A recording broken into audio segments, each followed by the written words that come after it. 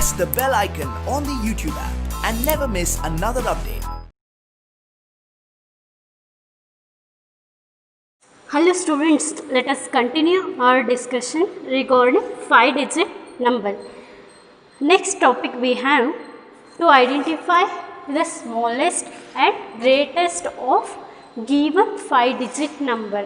ಅಂದರೆ two 5-digit numbers ಕೊಟ್ಟಿದ್ರೆ ಅದರಲ್ಲಿ ಗ್ರೇಟೆಸ್ಟ್ ನಂಬರ್ ಯಾವುದು, ಸ್ಮಾಲೆಸ್ಟ್ ನಂಬರ್ ಯಾವುದು ಅಂತ ಐಡೆಂಟಿಫೈ ಮಾಡೋದು ಹೇಗೆ ಅಂತ.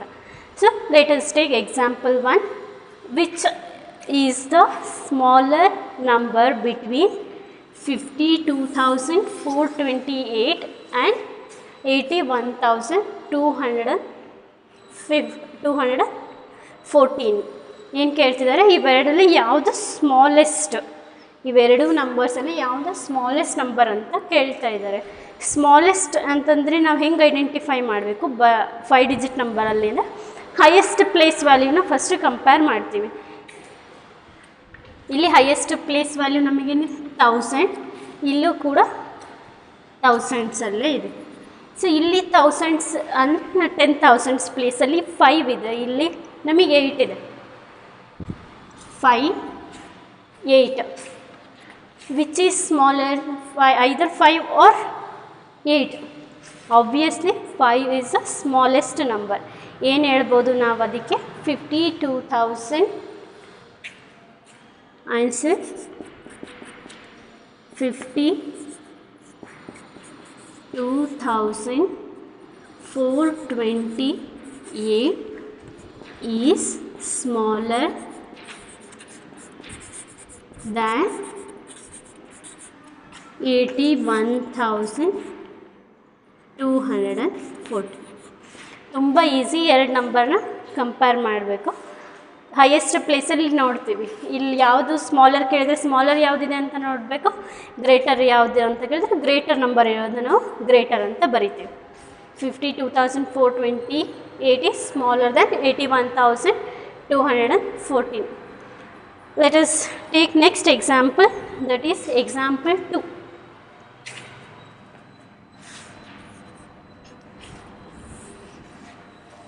What they are given in example 2, that is which is greater number between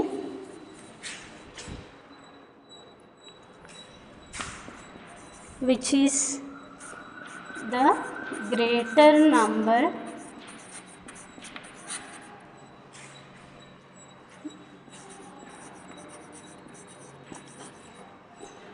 between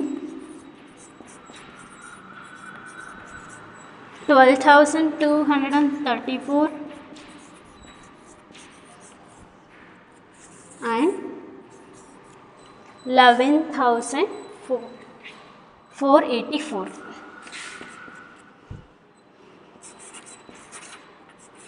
first question ಕೊಟ್ಟ ತಕ್ಷಣ ಸ್ಮಾಲರ್ ಕೇಳಿದಾರೋ ಗ್ರೇಟರ್ ಕೇಳಿದಾರೋ ಅಂತ ನೋಡ್ಕೋಬೇಕು. ವಿಚ್ ಈಸ್ ಗ್ರೇಟರ್, ಗ್ರೇಟರ್ ಅಂದರೆ ಬಿಗ್ಗರ್ ಅಂತ ಅರ್ಥ. ಈ ಎರಡು ನಂಬರ್ನ ಕಂಪ್ಯಾರಿಸನ್ ಮಾಡ್ತಿದ್ದೀರಾ, ಫಸ್ಟು ಕಂಪೇರ್ ಮಾಡ್ತೀರಿ. ಫಸ್ಟು ಅಲ್ಲೂ ಕೂಡ 1 ಇದೆ, ಇಲ್ಲೂ 1 ಇದೆ. So we will take next digit. 1 common, ಅಲ್ಲೂ 1 ಇದೆ, ಇಲ್ಲೂ 1 ಇದೆ. ಸೊ ನಾವು ನೆಕ್ಸ್ಟ್ ನಂಬರ್ನ ಕಂಪೇರ್ ಮಾಡ್ತೀವಿ. ಇಲ್ಲೇನಿದೆ, ಇಲ್ಲಿ 1 ಇದೆ, ಇಲ್ಲಿ 2 ಇದೆ. 1 ಗ್ರೇಟರ್, 2 ಗ್ರೇಟರ್. ಯಾಕೆ ಗ್ರೇಟರ್ ಚೆಕ್ ಮಾಡ್ತಿದ್ದೀವಿ ಅಂದರೆ ಕ್ವೆಶನಲ್ಲಿ ನಮಗೆ ಗ್ರೇಟರ್ ಕೇಳಿದ್ದಾರೆ. 1 ಗ್ರೇಟರ್, 2 ಗ್ರೇಟರ್, ನಮಗೆ 2 ಗ್ರೇಟರ್. ಸೊ ಏನಂತ ಹೇಳ್ಬೋದು, ಈ ನಂಬರ್ನ ಗ್ರೇಟರ್ ಅಂತ ಹೇಳ್ತೀವಿ. So 12,234 is greater than 11,484. Clear ಆಯಿತಾ? ಒಂದೊಂದೇ ಡಿಜಿಟ್ನ ಕಂಪೇರ್ ಮಾಡ್ತೀವಿ. ಗ್ರೇಟರ್ ಇದ್ದರೆ ಗ್ರೇಟರ್ ನಂಬರ್ನ ಚೂಸ್ ಮಾಡ್ಕೊಳ್ತೀವಿ, ಸ್ಮಾಲರ್ ಇದ್ದರೆ ಸ್ಮಾಲರ್ ನಂಬರ್ನ ಚೂಸ್ ಮಾಡ್ಕೊಳ್ತೀವಿ. ಸೊ ಆನ್ಸರ್ ಏನು, 12,234 is greater than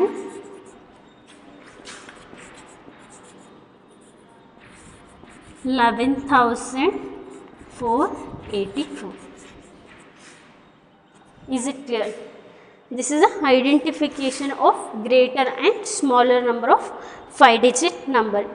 Next topic we have arranging 5-digit numbers in ascending order. Ascending order ಅಂದರೆ ನಿಮಗೆ ಆಲ್ರೆಡಿ ಗೊತ್ತಿದೆ. ಏನು ಅಸೆಂಡಿಂಗ್ ಆರ್ಡರ್ ಅಂದರೆ increasing order.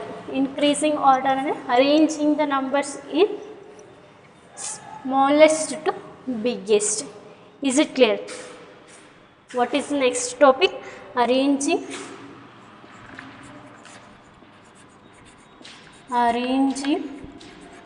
5-digit numbers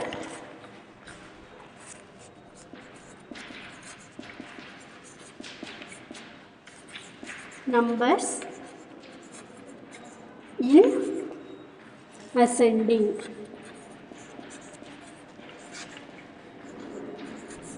confusion ಮಾಡ್ಕೊಳ್ಳೋದು ಬೇಡ. ಅಸೆಂಡಿಂಗ್ ಆರ್ಡರಿಗೂ ಡಿಸೆಂಡಿಂಗ್ ಆರ್ಡರಿಗೂ ತುಂಬ simple. So let us take one example how to solve the ascending order type of problems. See example 1. Write 36,719, 36,952, 35,418, 43,709, 45,187 in ascending order.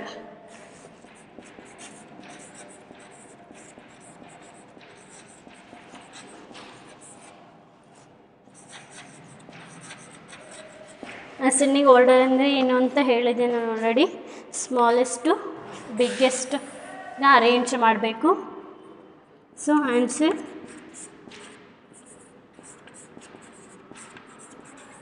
ಈ given ನಂಬರ್ಸಲ್ಲಿ smallest ಯಾವುದು ಅಂತ check ಮಾಡಿ. First ನಂಬರ್ಸ್ನ read ಮಾಡಿರಿ, easy ಆಗುತ್ತೆ. 36,719, 36,952, 35,418, 43,000, 45,000 ಈ ಥರನೇ ಇದೆ. ಸೊ ನಮಗೆ ಸ್ಮಾಲೆಸ್ಟ್ ಅಂದರೆ ಫಸ್ಟು 3 ಇರೋದು ಬರೋದು. ಹೈಯೆಸ್ಟ್ ಪ್ಲೇಸ್ ವ್ಯಾಲ್ಯೂಸ್ನ ಕಂಪೇರ್ ಮಾಡ್ತಾ ಹೋಗಬೇಕು. ಇಲ್ಲಿ 4 ಇದೆ, ಇವು ಗ್ರೇಟರ್ ಆಗುತ್ತೆ. ಈ 2 ನಂಬರ್ನ ಆಮೇಲೆ ಸೆಲೆಕ್ಟ್ ಮಾಡೋಣ. ಈಗ ಈ 3 ನಂಬರ್ಸಲ್ಲಿ ಫಸ್ಟ್ ಯಾವುದು ಚಿಕ್ಕದು ಅಂತ ಸೆಲೆಕ್ಟ್ ಮಾಡಬೇಕು. ಸ್ಮಾಲರ್ ಯಾವುದು? ಇಲ್ಲಿ 3 ಕಾಮನ್ ಇದೆ. So let us check for next digit. ಇಲ್ಲಿ 6 ಇದೆ, ಇಲ್ಲಿ 6 ಇದೆ, ಈ ನಂಬರಲ್ಲಿ 5 ಇದೆ. So 5 is the smallest, right? So we will choose this number first, that is 35,480. ಹೆಂಗೆ ಚೂಸ್ ಮಾಡೋದು ಗೊತ್ತಾಗಲಿಲ್ಲ, ಪ್ರತಿಯೊಂದು ಪ್ಲೇಸ್ದು ಕಂಪೇರ್ ಮಾಡ್ತಾ ಹೋಗ್ಬೇಕು. ಸೊ ಈಗ ರಿಮೈನಿಂಗ್ 2 ಟರ್ಮ್ಸ್, ಈ 2 ಚೆಕ್ ಮಾಡೋಣ. 3 ಸೇಮ್ ಇದೆ. Next 6, here also it is same. Next here we have 7, here we have 9. ನಾವು ಫಸ್ಟ್ ಸ್ಮಾಲೆಸ್ಟ್ನೇ ಸೆಲೆಕ್ಟ್ ಮಾಡಬೇಕು ascending orderly. So we will choose this, that is 36,790. Next ಇದನ್ನ ಬರೀತೀವಿ, ಯಾಕಂದರೆ ನೆಕ್ಸ್ಟ್ ಇರೋವೆಲ್ಲ 4 ಇದೆ. 4 ಅಂದರೆ ಇದಕ್ಕಿಂತ ಗ್ರೇಟರ್ ನಂಬರ್ 7, 36,952. ಈಗೇನು ಮಾಡಬೇಕು? You have to compare these 2 numbers. See here 4 common ಇದೆ. So let us check for next digit. Here we have 3, here we have 5. So first ನಮಗೆ ಬೇಕಾಗಿದ್ದು smallest number. So we will choose this 43,709. 43,709. ಇದಾದಮೇಲೆ ನಮಗೆ remaining term ಒಂದೇ ಉಳಿಯೋದು, ಅದು 45,187. This is the answer for example 1. How to arrange the ascending order. Let us check one more problem, that is for descending order. How to arrange the numbers in descending order. Descending order means just reverse of ascending order, that is biggest to smallest. Next topic is descending order.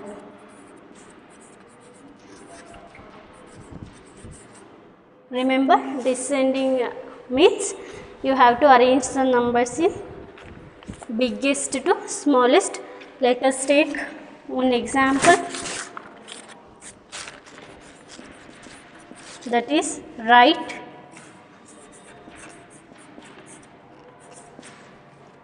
57,093, 52,169, 54,917, 57,298, 58,791 in descending order.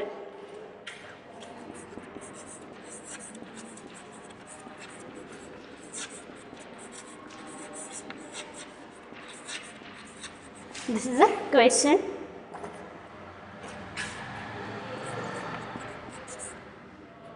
Answer.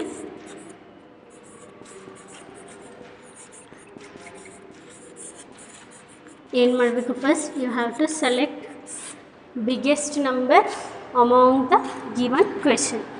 Biggest ಹೆಂಗೆ choose ಮಾಡ್ತೀರಾ? ಎಲ್ಲದು 5ಇಂದನೇ start ಆಗಿದೆ. Here see 5 5 5. Let us check next digit.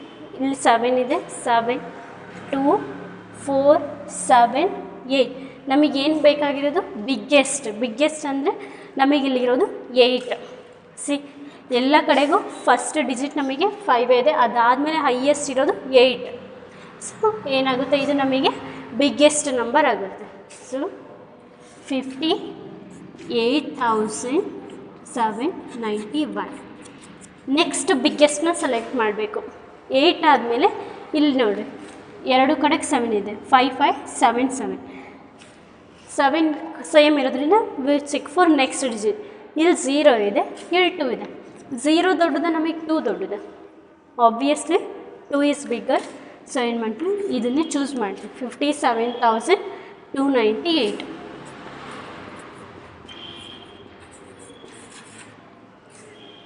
ಈಗ 55 ಆದಮೇಲೆ 7 ಇರೋದು ಇದು ಒಂದೇ number.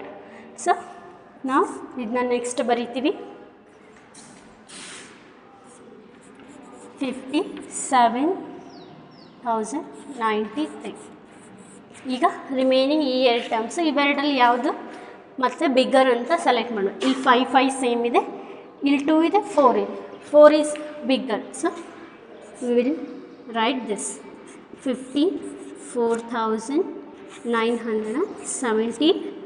Next 52,169. This is a descending order. First ನಮಗೆ ಕಂಪ್ಯಾರಿಸನ್ ಆಫ್ ನಂಬರ್ಸ್ ಬರಬೇಕು. ಕಂಪ್ಯಾರಿಸನ್ ಬಂತು ಅಂದರೆ ನಾವು ಈಸಿಯಾಗಿ ಅಸೆಂಡಿಂಗ್ ಆರ್ಡರು, ಡಿಸೆಂಡಿಂಗ್ ಆರ್ಡರ್ ಎಲ್ಲದನ್ನು ಬರಿಬೇಕು. ಕಂಪೇರ್ ಹೆಂಗೆ ಮಾಡಬೇಕು ಅಂದರೆ ಡಿಜಿಟ್ ವೈಸ್ ಕಂಪೇರ್ ಮಾಡ್ತಾ ಹೋಗ್ಬೇಕು. ಫಸ್ಟು ಹೈಯೆಸ್ಟ್ ಡಿಜಿಟು ಸೇಮ್ ಇದ್ದರೆ ನೆಕ್ಸ್ಟ್ ಡಿಜಿಟ್ನ ಕಂಪೇರ್ ಮಾಡ್ತಾ ಹೋಗಿ ಆಮೇಲೆ ಆರ್ಡರ್ನ ಸೆಲೆಕ್ಟ್ ಮಾಡಬೇಕು. So this is a descending order. Next let us go for exercise problems. You already solved all the example problems. ಎಲ್ಲ ಎಕ್ಸಾಂಪಲ್ ಪ್ರಾಬ್ಲಮ್ಸ್ ಸಾಲ್ವ್ ಮಾಡಿದ್ದೀರಾ. ಸೊ ನಿಮಗೀಗ ಎಕ್ಸಸೈಸ್ ಪ್ರಾಬ್ಲಮ್ಸ್ ತುಂಬ easy ಆಗುತ್ತೆ. Let us see how are the exercise problems. That is page number 13, exercise 1.1.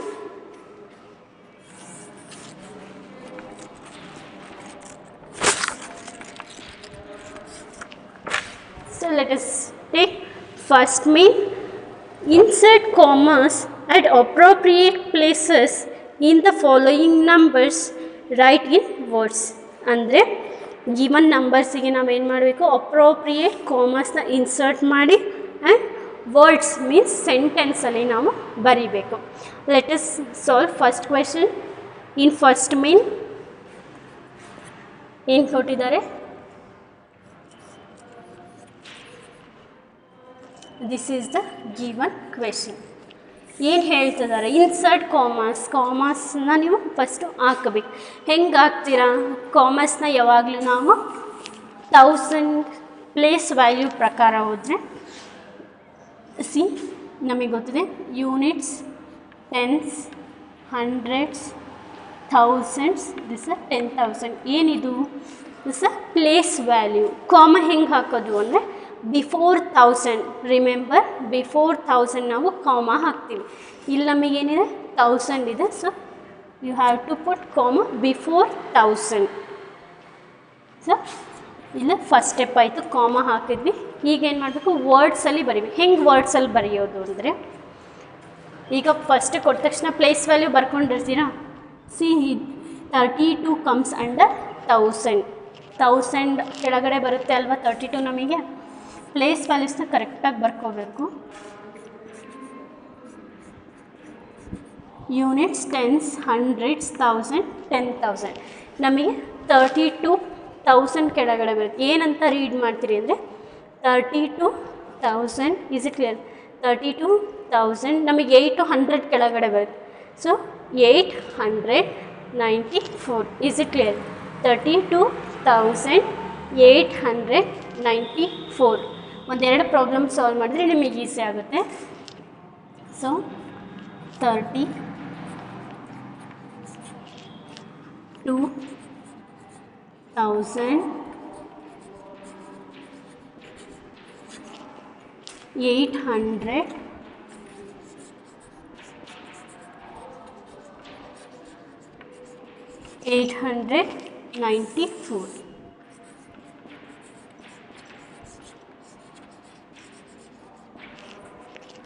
Next, let us take second question. ಕ್ವೆಶನ್ನ ಕೇರ್ಫುಲ್ಲಾಗಿ observe ಮಾಡಿರಿ, ಈಸಿಯಾಗಿ ಅರ್ಥ ಆಗುತ್ತೆ.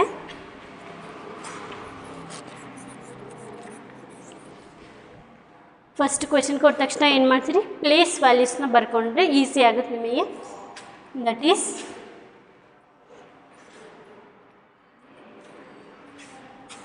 ಯೂನಿಟ್ಸ್. ಡೈರೆಕ್ಟಾಗಿ ಮಾಡೋದಿದ್ರೆ ಡೈರೆಕ್ಟಾಗೂ ಮಾಡ್ಬೋದು.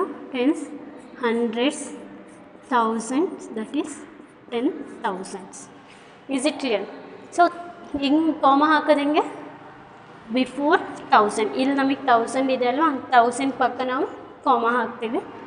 ಸೊ ಫಸ್ಟ್ ಸ್ಟೆಪ್ ಕಾಮ ಹಾಕೋದು. ಹೆಂಗೆ ರೀಡ್ ಮಾಡೋದು, ಇದನ್ನ 1000 ಅಂತ ರೀಡ್ ಮಾಡ್ತೀವಿ.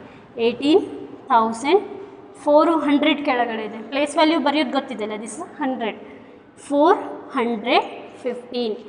18,415. 18,000. Next 400.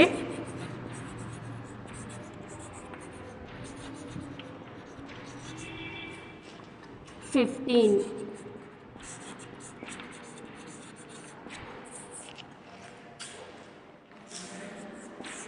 Next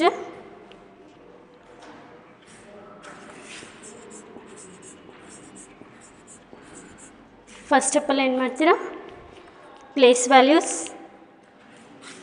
units, tens, hundreds, 1000, 10,000.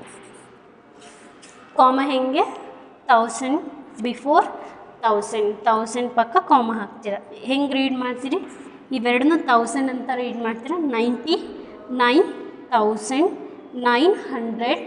ಯಾಕೆ 100 ಇಲ್ಲಿ 100 ಕೆಳಗಡೆ ಇದೆ, ಅದಕ್ಕೆ 999. 99,000. 99,900.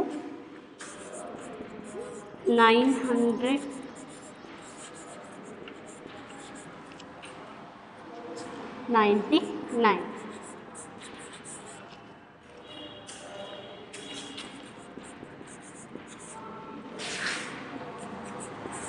Next, fourth question.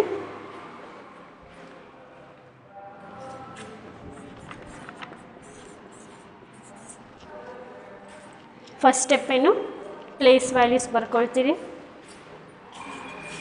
That is units, tens, hundreds, thousands, 10,000. ಹೆಂಗೆ ಬಿಫೋರ್ 1000 ಕಾಮ ಇನ್ಸರ್ಟ್ ಮಾಡ್ತೀರಿ. ಹೆಂಗೆ ರೀಡ್ ಮಾಡ್ತೀರಾ, ಇದನ್ನ 40,000 ಅಂತ ರೀಡ್ ಮಾಡ್ತೀರಾ. 40,000 ಇಲ್ಲಿ ನಮಗೆ 100ಅಲ್ಲೂ ಏನೂ ಇಲ್ಲ, 10ಅಲ್ಲೂ ಏನೂ ಇಲ್ಲ. ಸೊ 40,003 ಅಷ್ಟೇ. ಕನ್ಫ್ಯೂಸ್ ಮಾಡ್ಕೋಬೇಡ್ರಿ. 0, 100 ಆ ಥರ ಏನೂ ಬರೆಯೋಂಗಿಲ್ಲ. 40,003 ಅಷ್ಟೇ. 0, 100, 0, 10 ಆ ಥರ ಏನೂ ಇಲ್ಲ. 40,003. 0 ಇತ್ತು ಅಂದರೆ ಅಲ್ಲೇನೂ ಮೆನ್ಷನ್ ಮಾಡಲ್ಲ ನಾವು. So this is the answer for first main. Is it clear? This is a very easiest problem. So let us take second main, that is just reverse of the first question. What it is? They are given in words, just we have to write in numbers. Numbers ಅಲ್ಲಿ ಬರಿಬೇಕು. Sentence ಅಲ್ಲಿ ಕೊಟ್ಟಿದ್ದಾರೆ, ನಾವು numbers ಅಲ್ಲಿ ಬರಿಬೇಕು. That is second main. Write the following numbers in figures using commas. Following numbers in figures. Figures ಅಂದರೆ ನಾವು ನಂಬರ್ಸಲ್ಲಿ ಬರಿತೀವಿ. ವರ್ಡ್ಸಲ್ಲಿ ಕೊಟ್ಟಿದ್ದಾರೆ, ನಾವು ನಂಬರ್ಸಲ್ಲಿ ಬರಿತೀವಿ. ಯೂಸಿಂಗ್ ಕಾಮಾ, ಕಾಮನ ನಾವು ಯೂಸ್ ಮಾಡಬೇಕು. So let us take first question. 45,000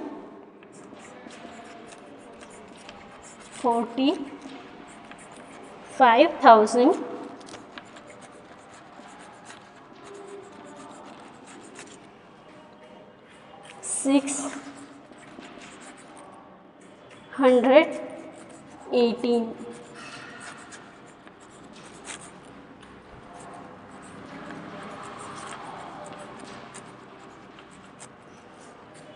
so ಏನು ಮಾಡಬೇಕು, ಫಸ್ಟ್ ಕ್ವೆಶನ್ ಕೊಟ್ಟ ತಕ್ಷಣ ಏನೇನು ಕೊಟ್ಟಿದ್ದಾರೆ ರೀಡ್ ಮಾಡಿ. 45,000 1000 ತನಕ ಕೊಟ್ಟಿದ್ದಾರೆ. ಸೊ ಏನು ಮಾಡಬೇಕಂದ್ರೆ ಫಸ್ಟು ನಾವು ಪ್ಲೇಸ್ ವ್ಯಾಲ್ಯೂಸ್ನ ಬರ್ಕೊಳ್ಳೋಣ. ನೀವು ಡೈರೆಕ್ಟಾಗಿ ಬರಿಬೋದು. ಈಗ ನಾನು ಹೇಳ್ಕೊಟ್ಟಿರೋ ಥರ ನೀವು ಪ್ರಾಕ್ಟೀಸ್ ಮಾಡಿದರೆ ನಿಮಗೆ ರಾಂಗ್ ಮಾಡೋ ಚಾನ್ಸಸ್ ತುಂಬ ಕಡಿಮೆ ಇರುತ್ತೆ. ನೀವು ಡೈರೆಕ್ಟಾಗಿ ಮಾಡಿದರೆ ಕೆಲವೊಂದ್ಸಲ ರಾಂಗ್ ಬರೀತೀರ. ಸೊ ಈ ಮೆಥಡ್ ಪ್ರಾಕ್ಟೀಸ್ ಮಾಡಿದ್ರೆ ನಿಮಗೆ ಈಸಿಯಾಗಿ ಏನು ರಾಂಗ್ ಇಲ್ಲದೆ ಆನ್ಸರ್ ಬರೀಬೋದು. ಏನು ಮಾಡಬೇಕು, ಫಸ್ಟ್ ಪ್ಲೇಸ್ ವ್ಯಾಲ್ಯೂನ ಬರ್ಕೊಳ್ರಿ. ಯಾಕಂದರೆ 1000 ತನಕ ಇದೆ ಅಲ್ವಾ. So 10,000,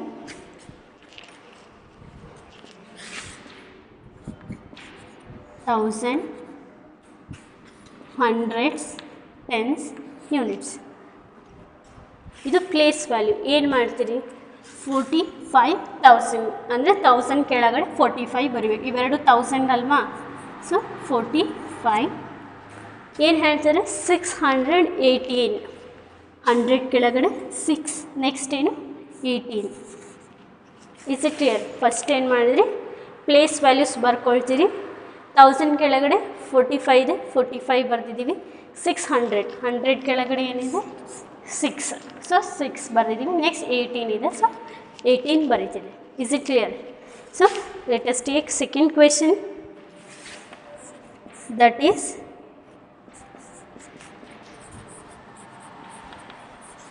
82,000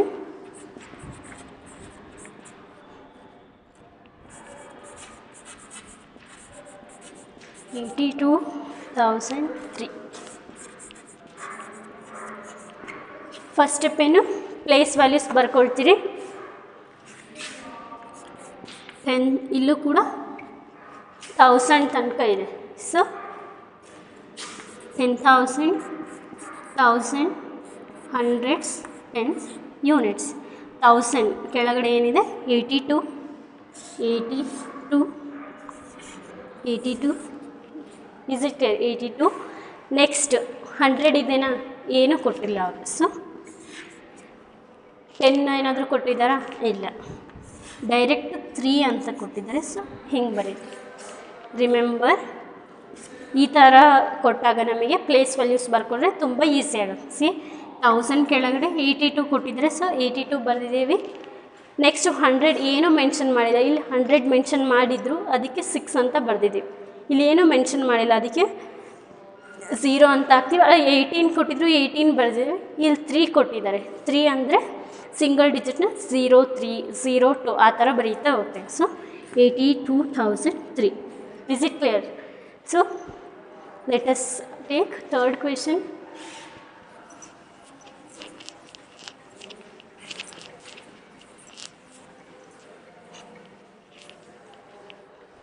That is 13,000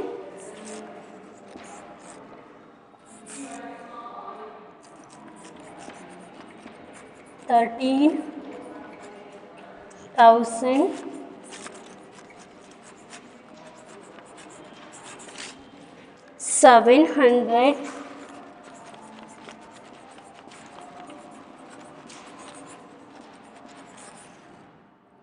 9. ಏನು ಮಾಡಬೇಕು? ಫಸ್ಟ್ ಪ್ಲೇಸ್ ವ್ಯಾಲ್ಯೂಸ್ ಬರ್ಕೊಳ್ತೀವಿ. 10,000 1000 hundreds tens units. 13,000 ಏನು ಕೊಟ್ಟಿದ್ದಾರೆ? 1000 ಕೆಳಗಡೆ ಏನಿದೆ ನಮಗೆ 13. So you put 13. ನೆಕ್ಸ್ಟ್ 700 100 ಕೆಳಗಡೆ ಏನು 7. ನೆಕ್ಸ್ಟ್ ಏನಿದೆ 9. 1 2 3 4 5 6 7 8 9 ಇವೆಲ್ಲ ಏನು ನಮಗೆ single digit numbers. Single digit numbers ಕೊಟ್ಟಾಗ ನಾವು ಹಿಂದ್ಗಡೆ 0 ಆ್ಯಡ್ ಮಾಡಿ ಬರೀಬೇಕು. ಅದನ್ನು ನೆನ್ಪಿಟ್ಕೊಳ್ಳಿ. 9 ಅಂದರೆ ಜಸ್ಟ್ ನೀವು ಇಲ್ಲಿ 9 ಅಂತ ಬರೆದ್ರೆ ರಾಂಗ್ ಆಗುತ್ತೆ. ನಮಗೆ ಸಿಂಗಲ್ ಡಿಜಿಟ್ ನಂಬರ್ಸ್ ಕೊಟ್ಟಾಗ ಏನು ಮಾಡಬೇಕು? 0 9 ಅಂತ ಬರೀತೇವೆ. Is it clear? That is 13,709. ಇಲ್ಲಿ ಮಿಸ್ಟೇಕ್ ಮಾಡ್ತೀರಾ, ನೆನ್ಪಿಟ್ಕೊಳ್ರಿ. 9 3 ಅಂದ್ಕೊಟ್ಟಾಗ 0 9 0 3 ಅಂತ ಬರೀಬೇಕು. ಅದೇ 11 12 ಡಬಲ್ ಡಿಜಿಟ್ ಕೊಟ್ಟಾಗ ಡೈರೆಕ್ಟಾಗಿ ಬರೀತಾ ಹೋಗ್ತೀವಿ. Is it clear? So let us take fourth question. That is 94,000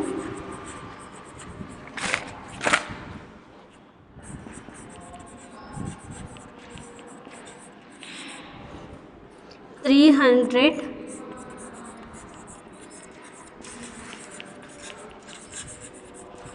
94,314.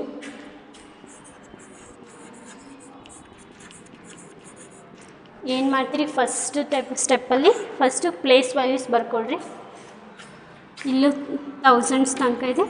10,000 1000 100 tense units. 1000 ಕೆಳಗಡೆ ಏನು ಇದೆ ನಮಗೆ? 94,000. ಸೊ 94. ನೆಕ್ಸ್ಟು 300 ಕೆಳಗಡೆ 3 ಇದೆ. ನೆಕ್ಸ್ಟ್ 14 ಅಂದರೆ 1 4. That is answer is 94,314. Is it clear? So let us go for third main. Is it clear how to solve this type of problems? When they are given in words, you have to write in figures and you have to put the comma appropriately. ಹೆಂಗೆ ಅಂದರೆ before 1000. ಕೆಲವರು ಬ್ಲೈಂಡಾಗಿ ನೆನ್ಪಿಟ್ಕೊಳ್ತಾರೆ. 3 numbers ಆದ ತಕ್ಷಣ ಹಾಕೋದು ಆ ಥರ ನೆನ್ಪಿಟ್ಕೊಳ್ಳೋಕ್ಕಿಂತ concept ಹೆಂಗಿರುತ್ತೆ ಹಂಗೆ ನೆನ್ಪಿಟ್ಕೊಳ್ರಿ. Before 1000. So let us take third main.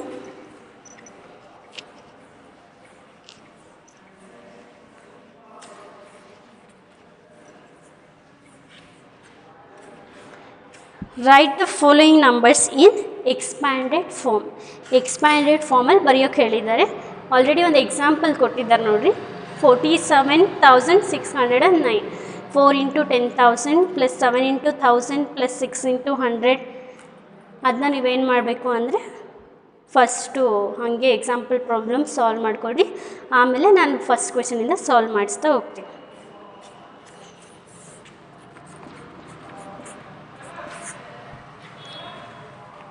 Expanded form 19,203. ಹೇಗೆ ಎಕ್ಸ್ಪ್ಯಾಂಡ್ ಫಾರ್ಮ್ನ ಬರೆಯೋದು? ಎಲ್ಲದಕ್ಕೂ ನಮಗೆ ಇಂಪಾರ್ಟೆಂಟ್ ಏನಂದರೆ ಪ್ಲೇಸ್ ವ್ಯಾಲ್ಯೂ. ಪ್ಲೇಸ್ ವ್ಯಾಲ್ಯೂ ಒಂದು ಗೊತ್ತಿದ್ದರೆ ಎಲ್ಲ ಪ್ರಾಬ್ಲಮ್ಸ್ನ ಈಸಿಯಾಗಿ ಸಾಲ್ವ್ ಮಾಡ್ಬೋದು. That is units, tens, hundreds, 1000, 10,000. ಅದಾದ್ರ ಪ್ಲೇಸ್ ವ್ಯಾಲ್ಯೂನ ಮಲ್ಟಿಪ್ಲೈ ಮಾಡ್ತಾ ಹೋಗೋದಷ್ಟೇ ಸರ್. 1 ಇನ್ ಪ್ಲೇಸ್ ವ್ಯಾಲ್ಯೂ ಏನಿದೆ ನಮಗೆ 10,000, ಅದಕ್ಕೆ 1 ಇಂಟು 10,000 ಪ್ಲೇಸ್ ವ್ಯಾಲ್ಯೂನ ಬರ್ಕೋಬೇಕು first. 9 into 1000 plus 2 into 100 plus 0 into 10 plus 3 into unit ಅಂದರೆ ನಾವೇನು ಮಲ್ಟಿಪ್ಲೈ ಮಾಡ್ತೀವಿ 1 ಅಂತ ಮಲ್ಟಿಪ್ಲೈ ಮಾಡ್ತೀವಿ. That is 3 into 1. This expanded form. Next 77,777. ಇವಾಗಲೂ ಅಷ್ಟೇ ಏನು ಮಾಡ್ತೀರಿ, place values units, tens, hundreds, 1000, 10,000. Is it clear? So place ವ್ಯಾಲ್ಯೂಸ್ನ ಮಲ್ಟಿಪ್ಲೈ ಮಾಡ್ತಾ ಹೋಗೋದಷ್ಟೇ. 7 into 10,000 plus 7 into 1000. Place value ಒಂದು ಬರೆಯೋದು ಕಲ್ತ್ರಿ ಅಂದರೆ ಎಲ್ಲದನ್ನು ಈಸಿಯಾಗಿ ಬರೀಬೋದು. 7 into 100 plus 7 into 10 plus 7 into 1. This is expanded form. Last question 38,294. ಏನು ಮಾಡ್ತೀರಾ, ಫಸ್ಟ್ ಪ್ಲೇಸ್ ವ್ಯಾಲ್ಯೂನ ಬರೀತೀರಿ. Units, tens, hundreds, thousands, 10,000. 3 into 10,000 plus 8 into 1000 plus 2 into 100 plus 9 into 10 plus 4 into 1. This is the answer for third main. So let us solve next mains in next class. Remaining problems we will discuss in next class. Thank you students.